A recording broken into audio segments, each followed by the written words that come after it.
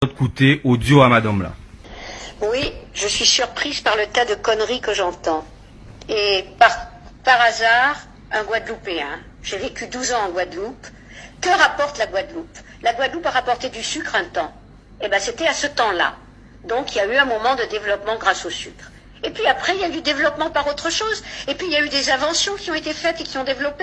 Et la France ne s'est pas développée uniquement grâce à la France, grâce à l'outre-mer et à l'Afrique. Il faut arrêter de raconter des conneries pareilles et de le mettre dans la tête des enfants qui après font du racisme. Alors madame, sincèrement, sur le coup, je pensais pas vous répondre. En cabaroli en français pour bien comprendre. Je ne pensais pas vous répondre, madame, parce que je me suis dit que ça ne valait pas la peine de vous répondre. Très sincèrement. Et puis je me suis dit que votre audio, si on me l'a envoyé, 2 personnes me l'ont envoyé, ça veut dire qu'elle tourne énormément. Et elle va contribuer à des dizaines d'années justement de mensonges et de fausses informations véhiculées. Et nous avons besoin aujourd'hui, madame, de considération. Nous avons besoin d'estime de nous-mêmes. Donc justement, j'ai décidé de vous répondre, pas en vous faisant la leçon, mais en simplement vous posant des questions. Parce que justement, des enfants vont tomber sur votre audio, madame. Mais avant, je tiens quand même à préciser que à chaque fois qu'un noir, que ce soit ici ou dans l'Hexagone, à chaque fois qu'un noir milite pour relever l'estime qu'ont les noirs d'eux-mêmes, ils sont taxés de racisme. Madame, je ne suis pas raciste, madame. La connerie n'a pas de couleur, madame. Je suis profondément pas raciste. Alors, que vous dire? Vous avez passé 12 ans en Guadeloupe et vous pensez tout connaître. C'est vrai, beaucoup d'Européens viennent en Guadeloupe en terrain conquis et pensent connaître la Guadeloupe. Et pensent être justement dans un terrain conquis. Parce qu'ils pensent que tout ce qui est financé ici provient uniquement de la métropole et que sans la France, on ne serait rien. Eh bien, madame, juste pour parler de l'époque moderne, ici, peut-être que vous pensez qu'il y a énormément d'allocations gaspillées pour des fainéants. Eh bien, savez-vous qu'il n'y a que 40 000 personnes en Guadeloupe qui profitent des allocations sociales, madame? 40 000 sur 400 000. Vous êtes quelqu'un d'intelligent, je vais vous laisser faire le rapport en pourcentage. C'est pas énorme. Et il se trouve que les Antillais ont toujours été taxés de fainéantisme et d'indolence à partir du moment où ils ont arrêté de travailler gratuitement.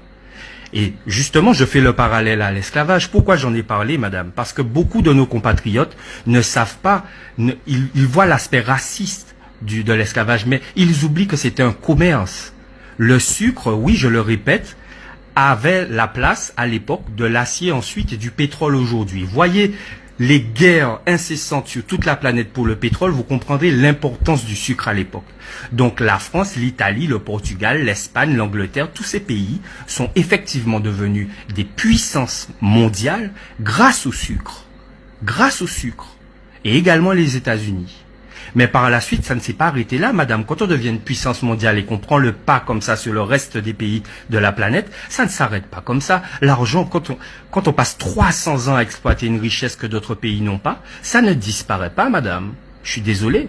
Un Antillais, aujourd'hui, il doit le savoir, lorsqu'il va faire ses études en France, lorsqu'il est reçu dans les jardins du ministère de l'Outre-mer pour lui donner un ballon dans ses études, il n'est pas redevable de la France, madame. Tout ce qu'il regarde autour de lui, toute la distance que son regard peut couvrir autour de lui, tout cela provient du travail de ses ancêtres, madame. La Tour Eiffel, le Louvre, tout ce que vous pourrez décider, tout cela provient de l'exploitation et du travail de nos ancêtres. Alors vous disiez la France-Afrique n'a pas contribué à la richesse de la France. Je ne vais même pas être trop long. Je vais simplement vous dire qu'il y a combien de pays en Afrique qui utilisent le franc CFA aujourd'hui?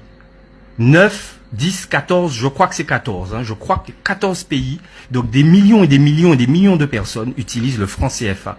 Cette monnaie, madame, est imprimée en France. La France détient dans ses caisses 30% de la richesse de 14 pays. Et en plus, ces 14 pays remboursent une dette à la France. Alors qu'encore aujourd'hui, la France exploite toute leur richesse. Mais je m'égare, je serai trop long, madame. Je reviens sur les Outre-mer. Je reviens sur les Outre-mer parce que vous dites que c'est un ramassis de conneries et que la Guadeloupe, la Martinique, la Guyane, les Outre-mer ne rapportent pas d'argent. Faisons le point sur les Outre-mer aujourd'hui. Guadeloupe, Martinique, Guyane, Saint-Pierre-et-Miquelon, Nouvelle-Calédonie, les îles Kerguelen, Réunion, Mayotte, Polynésie française. Madame, grâce à tout cela, madame, la France est la seconde puissance maritime mondiale, la seconde puissance maritime mondiale. Alors vous êtes quelqu'un de cultivé. Pour autant, vous devez peut-être vous dire, ce n'est que de l'eau. Eh bien non, madame, c'est le territoire national, toute cette eau. La planète est composée de 80% d'océans et de mers. Eh bien, la France utilise la deuxième surface mondiale. Aucun autre pays ne peut s'étendre autant sur les eaux. C'est-à-dire qu'aucun bateau, aucun commerce ne peut se faire sur ces eaux sans l'autorisation et sans payer des taxes et des impôts à la France, madame. C'est ça la réalité, madame. Mais ce n'est pas fini pour autant. Parce que la France, grâce à tout ce territoire maritime, peut largement développer justement l'économie du transport maritime. Alors je vous demande, puisque aucune étude ne montre ce que les Outre-mer rapportent à la France, je vous le demande, puisque vous êtes si cultivé, combien rapporte l'économie du transport maritime à la France, madame? Allez, quittons les mers, allons sur les airs. L'économie du transport aérien, toutes ces grandes entreprises, comptez combien de compagnies de transport aérien font simplement la navette entre Pointe-à-Pitre et Paris, et entre Paris et Pointe-à-Pitre. Simplement ça. Combien de compagnies? Combien de personnes? Combien coûtent ces avions? Combien tout cela rapporte à la France, madame? Et puisque vous ne pouvez plus aller vous dorer la pilule à Alger ou à Tunis, parce qu'on va vous égorger, donc vous venez beaucoup plus massivement maintenant dans les pays et les territoires d'outre-mer. Combien cela rapporte tout cela à la France, madame? Combien rapporte le tourisme à la France, madame? Alors je comprends que vous voyez, parce que nous aussi Antillais, on a l'impression de ne pas rapporter beaucoup, puisque on nous fait croire que nous vivons sous le dos de la France, que nous avons beaucoup de chômeurs, et puis surtout nous voyons nos élus qui ne nous éduquent pas.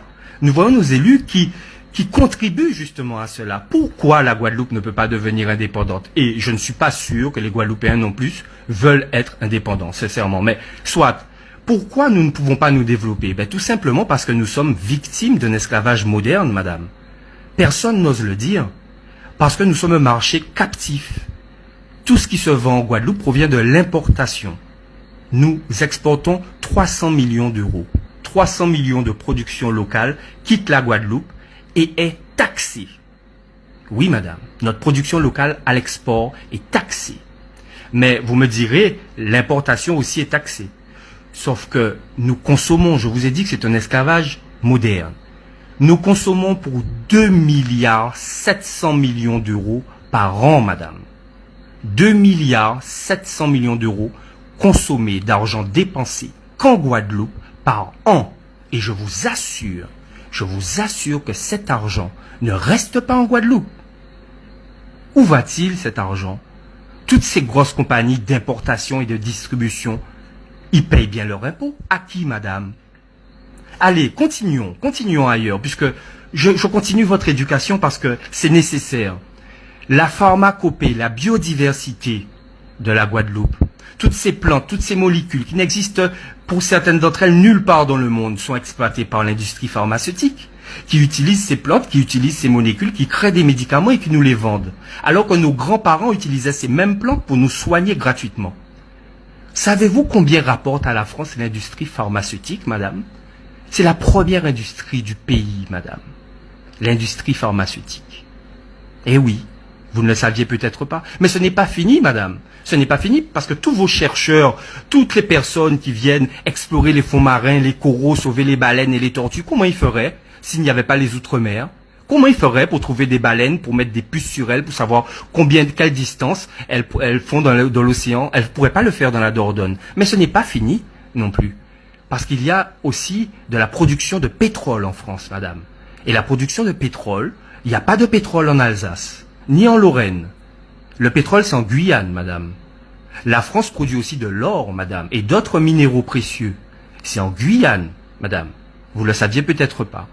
Et vous savez que il y a peu de pays qui ont la capacité d'envoyer des satellites en orbite. Tous les pays aujourd'hui ont besoin de satellites pour leur télécom et autres, et toute leur stratégie militaire. Vous savez donc que ces pays qui n'ont pas de rampe de lancement sont obligés de payer les pays qui ont une industrie spatiale pour mettre sur orbite leurs satellites pour eux. Combien rapporte à la France l'envoi d'un seul satellite? On ne vous parle pas de tous les satellites qui partent sur TF1 le soir à 20 h, mais il y en a pas mal qui partent. Combien cela rapporte à la France, madame? Vous pensez que les choses se font comme ça? Simplement, et que la France, dans sa grande mansuétude, garde les Outre-mer en son sein par philanthropie? Nous rapportons de l'argent, madame. Nous sommes des joyaux. Nous sommes les joyaux de la France. Le Bumidum permet aujourd'hui à la France de fonctionner. Et aujourd'hui encore, il y a des politiques, il y a des manœuvres qui sont faites pour vider nos pays en main-d'œuvre et pour que vous puissiez en profiter là-bas. Des personnes déracinées qui n'entendent pas parler d'eux, ni à la télé, ni à la radio, qui subissent le racisme et la discrimination au quotidien et qui vous rapportent de l'argent là-bas, madame. Et oui, et oui. Et même l'hôpital ici, où vous voyez Macron qui dit « On a financé 500 millions pour l'hôpital, ça ne s'est vu nulle part ailleurs sur le territoire français. » Eh bien, madame, tout simplement parce que depuis la dernière guerre, nulle part ailleurs en France, un hôpital n'a connu un incendie majeur. Tout simplement. Parce que nous sommes un département comme les autres. Et si il y avait eu une telle tragédie dans un autre département, eh bien oui, ils auraient effectivement financé un hôpital du même prix. Tout simplement parce que c'est de la compétence de l'État. Mais nous n'avons pas d'élus qui ont des couilles ici et qui ne vont pas le dire. Ils ne vont pas le dire et continuer à tromper la population. Et il y a d'autres choses, madame, aussi. Ce CHU, il a été décidé bien avant que Macron soit même en politique. Il a été décidé il y a plusieurs années. Pourquoi, alors que le CHU n'était pas encore brûlé, pourquoi ils avaient décidé d'ouvrir une telle plateforme sanitaire en Guadeloupe? Eh bien, tout simplement parce qu'ils veulent créer une économie du soin. Une économie médicale en Guadeloupe, pour que toutes les personnes malades dans ce coin du monde, de la Caraïbe et de l'Amérique latine, pour que toutes ces personnes viennent se soigner chez nous. Pourquoi, madame? Parce que ça rapporte de l'argent, madame. Et à qui ça va rapporter cet argent, madame? À la France. Et je vous assure qu'il y aura très peu d'entreprises guadeloupéennes qui vont contribuer à la construction de cet hôpital. Et je vous laisse deviner d'où vont venir les entreprises qui vont construire cet hôpital. Alors vous voyez, j'ai pris le temps de vous parler et j'aurais tellement d'autres choses à vous dire, mais ce n'était même pas pour vous. C'était pour tous mes frères et mes sœurs guadeloupéens de toutes les couleurs qui vivent ici et qui aiment ce pays et qui rêvent d'un changement, qui rêvent d'avoir des élus qui aient les couilles de dire à la France: nous sortons de cette posture servile. Oui, nous connaissons notre valeur. Nous savons de quoi nous avons besoin. Et nous allons prendre nos responsabilités. Mais ça viendra, madame. Ça viendra. Mais je pense que vous serez certainement plus là. Alors, madame, je finirai cet audio comme d'habitude. Où Jacques Honnête, foutez fait.